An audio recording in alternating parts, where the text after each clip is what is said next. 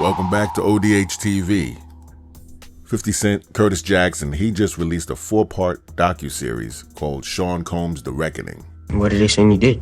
Whatever they saying he did that shit. It was released on Netflix and directed by Alexandria Stapleton. This documentary does a really good job exploring the rise and fall of music mogul Sean Diddy Combs. It has a lot of never-before-seen footage, even footage that the FBI didn't have, and a whole bunch of wild interviews that you have to hear. By the way, stick around to the end and check out the OD Hustle store. Link in the description. I was really expecting a hit piece in this documentary, but it wasn't that. They just laid out information. You really got to make the decision for yourself. Some of the stuff is self-explanatory. This documentary went all the way back to when Diddy was a child, how he grew up and how he even got into the business. There's a lot of clips going around on the internet and a lot of people talking about it. You really have to see it for yourself. The clips don't do this docuseries justice. I don't really want to spoil a lot of it. I'm only going to give you a couple of key points because, like I said, you have to really see this thing for yourself. Also, if you thought, like myself, that you really knew the story already, you're mistaken. 50 Cent did say that this wasn't a hit piece. It was just a documentary. And if you watch this thing objectively, without emotion, you're going to see, like myself, why he was acquitted of a lot of those charges. Like, as an example, there was this one woman that was talking. I don't even want to say what her name is. I want you to watch this thing.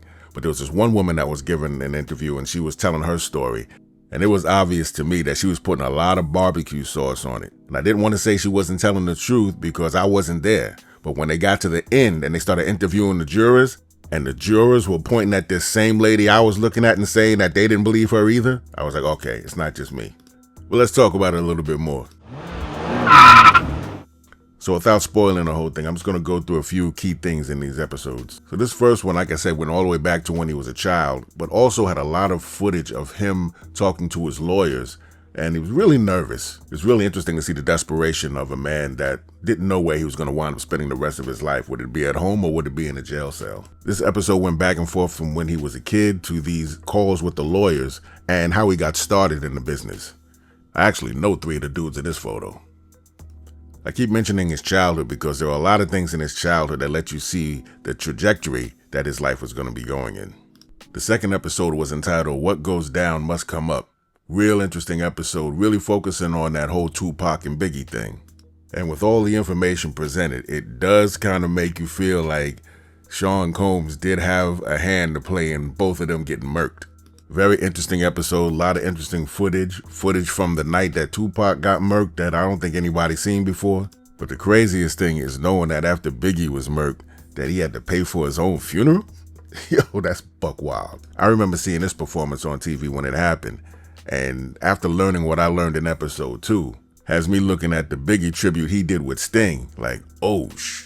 Episode 3, entitled Official Girl, really gets into his love interest, and they start with the wild stuff. When they start getting into his love interest, I just thought it was really interesting, the song choice that Diddy used himself on his Instagram story, Nat King Cole, Nature Boy. Lyrics definitely fit this episode. This episode gets into Diddy's love interest and the thing with Cassie and making the band.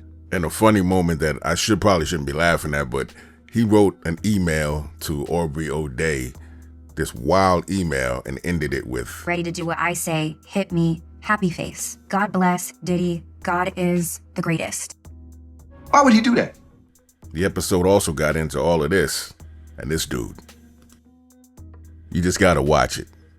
Now the last episode, episode 4, is entitled Blink Again. Another crazy episode. I'm not going to say too much about it except for the things that he involved his sons in and this dude right here.